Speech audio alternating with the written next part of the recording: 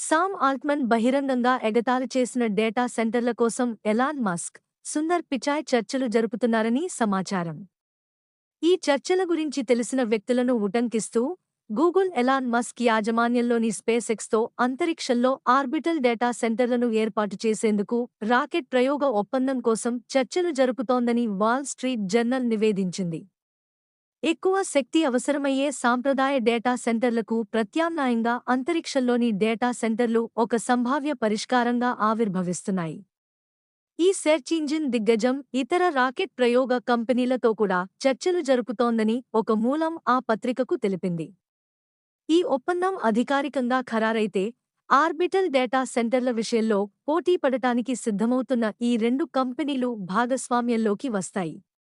ఇది ఇంకా నిరూపించబడని సాంకేతికత, కానీ తన రాకెట్ కంపెనీకి ఇదే తదుపరి సరిహద్దు అని SpaceX chief executive Elon Musk అన్నారు అని ఆ నివేదిక పేర్కొంది.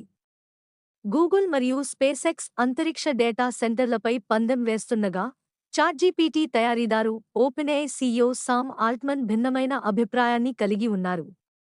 ఓపెన్ఏఐ సీఈఓ సామ్ ఆల్ట్మాన్ అంతరిక్ష డేటా సెంటర్లను హాస్యాస్పదం అని పిలిచినప్పుడు, గూగుల్ సీఈఓ సుందర్ పిచాయ్ మరియు స్పేసెక్స్ సీఈఓ ఎలాన్ మస్క్ ఇద్దరూ గతంలో అంతరిక్షంలో డేటా సెంటర్లను నిర్మించే ప్రణాళికల గురించి మాట్లాడారు.